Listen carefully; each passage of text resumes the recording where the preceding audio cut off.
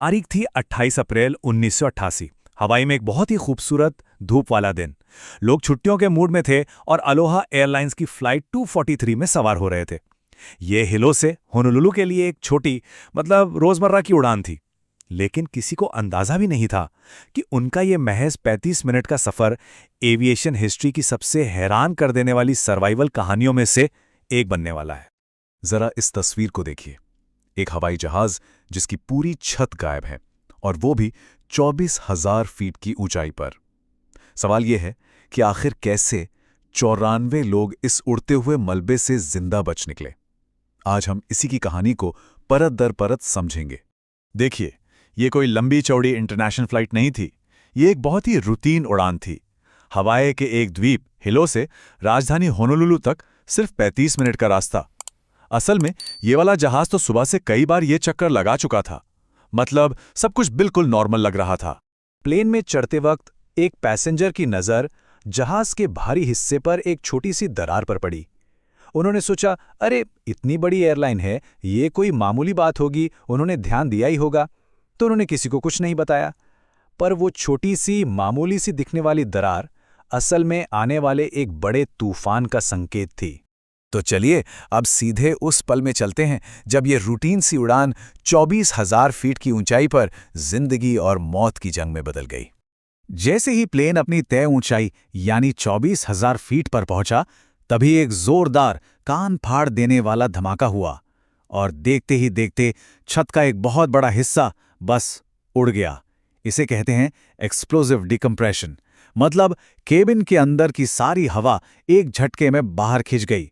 लोगों का सामान हवा में उड़ने लगा और सांस लेना तक मुश्किल हो गया। और इस तबाही के बीच एक और जानलेवा दुश्मन सामने आ खड़ा हुआ।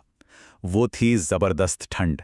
सोचिए, लोग तो हवाई के मौसम के हिसाब से हल्के फुल्के कपड़े पहने थे और उस ऊंचाई पर तापमान था -45 डिग्री सेल्सियस। ऐसी ठंड जो कुछ ही मिनटों में किसी को भी जमा दे।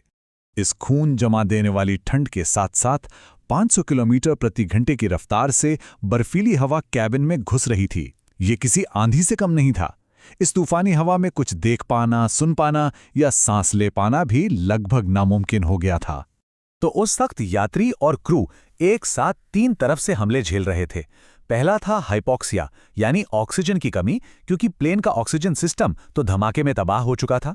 दूसरा वो भयानक ठंड, और तीसरा ये खौफनाक डर कि ये टूटा फूटा जहाज किसी भी पल हवा में बिखर सकता है। और इस भयानक मंजर में एक दुखद घटना भी हुई। एक फ्लाइट अटेंडेंट सीबी लैंसिंग, जो उस वक्त अपना काम कर रही थीं, हवा के जबरदस्त दबाव की वजह से विमान से बाहर खिंच गईं। इस पूरे हादसे में वही एकमात्र जान गई। जहां केबिन में मौत और तबाही का मंजर था, वहीं कॉकपिट के अंदर अविश्वसनीय हिम्मत और काबिलियत की एक अलग ही कहानी लिखी जा रही थी। अगले 13 मिनट किसी चमत्कार से कम नहीं थे। सोचिए, धमाके के सिर्फ 3 मिनट के अंदर पायलट्स ने प्लेन को तेजी से नीचे लाना शुरू किया और उसे 14,000 फीट पर ले आए, जहां हवा में सांस लेना फिर से मुमकिन था। उन्होंने जहाज को बड़े पहाड़ से भी बचाया और कई सिस्टम्स के फेल होने के बावजूद एक नामुमकिन सी लगने वाली लैंडिंग की तैयारी शुरू कर दी। और इस चमत्कार के हीरो थे कैप्टन रॉबर्ट शॉन साइमा और फर्स्ट ऑफिसर मिमी टॉम्किंस। उनके तजुर्बे, उनकी सूझबूझ और शांत दिमाग ने एक ऐसी तबाही को टाल दिया जो लगभग तय लग रही थी। उन्होंने एक ऐसे प्लेन को उड़ाया जो सही सलामत उड़ने के काबिल ही नहीं बचा था। प्लेन तो किसी तरह सुरक्षित लैंड हो गया, पर अब सबसे बड़ा सवाल ये था कि आखिर ऐसा हुआ कैसे। और यहीं से जांचकर्ताओं का काम शुरू हुआ इस घटना की तह तक जाने का। जांच में जो मुख्य वजह सामने आई वो थी मेटल फटीग। अब ये क्या है, इसे आसान भाषा में समझिए। जैसे आप किसी तार को बार बार मोड़ते रहें तो वो कमजोर होकर टूट जाता है ना? बिल्कुल वैसे ही प्लेन की बाहरी परत हर टेक ऑफ और लैंडिंग के साथ थोड़ी फैलती और सिकुड़ती है। इसी वजह से समय के साथ वो कमजोर हो गई थी। और इस कमजोरी को जहाज के डिजाइन की एक खामी ने और भी ज्यादा बढ़ा दिया था। देखिए, प्लेन की बाहरी परत एल्यूमिनियम शीट्स को जोड़कर बनाई जाती है। इन शीट्स को रिवेट्स यानी कीलों और एक खास गोंद दोनों से जोड़ा गया था। लेकिन हवाई की नमी वाली हवा में वो गोंद धीरे धीरे कमजोर हो गया। अब सारा का सारा लोड उन छोटी छोटी कीलों पर आ गया। नतीजा ये हुआ कि उन कीलों के आसपास हजारों छोटी छोटी दरारें बन गई, जो किसी को दिखाई नहीं दी, और वो बढ़ती रहीं, जब तक कि उस दिन वो एक बड़ी विनाशकारी दरार में नहीं बदल गईं। पर कहानी यहीं खत्म नहीं होती। जांच में एक और भी चौंकाने वाली बात सामने आई। बनाने वाली कंपनी बोइंग ने इस प्लेन के लिए 75,000 उड़ानों की लिमिट तय की थी, लेकिन ये वाला प्लेन लगभग 90,000 उड़ानें भर चुका था। मतलब उसे उसकी तय जिंदगी से कहीं ज्यादा इस्तेमाल किया जा रहा था। तो आखिर में NTSB यानी नेशनल ट्रांसपोर्टेशन सेफ्टी बोर्ड की रिपोर्ट ने किसी एक को नहीं बल्कि 3 पार्टियों को जिम्मेदार ठहराया। सबसे ज्यादा 60% दोष अलोहा एयरलाइंस का था, जिसने मेंटेनेंस में कोताही बरती।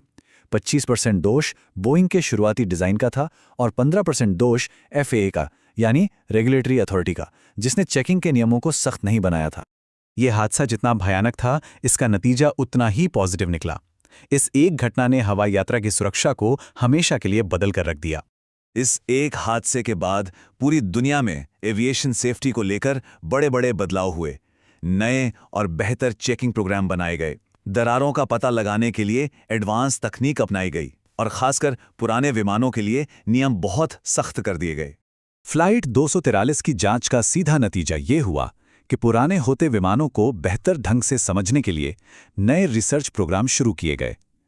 एडी करंट टेस्टिंग जैसी नई तकनीकें जो धातु की सतह के नीचे की उन दरारों का भी पता लगा सकती हैं जिन्हें नंगी आंखों से देखना नामुमकिन है, वो अब स्टैंडर्ड प्रोसीजर बन गईं। और इसका सबसे बड़ा नतीजा यह है कि इस घटना से जो सबक सीखे गए, उनकी वजह से शुक्र है कि आज तक इस लेवल का कोई दूसरा हादसा नहीं हुआ है। फ्लाइट 243 के यात्रियों और क्रू ने जो झेला, उसने दुनिया भर के करोड़ों हवाई यात्रियों के सफर को पहले से कहीं ज्यादा सुरक्षित बना दिया है। तो आखिर में हम इसी सवाल पर वापस आते हैं, क्या वाकई एक छोटी सी दरार एक पूरे इंडस्ट्री को बदल सकती है? फ्लाइट 243 की कहानी दुखद रूप से, लेकिन एक उम्मीद के साथ ये साबित करती है कि इसका जवाब है हाँ। ये हमें याद दिलाती है कि कैसे सबसे छोटी, नजरअंदाज की गई कमजोरी के भी विनाशकारी नतीजे हो सकते हैं।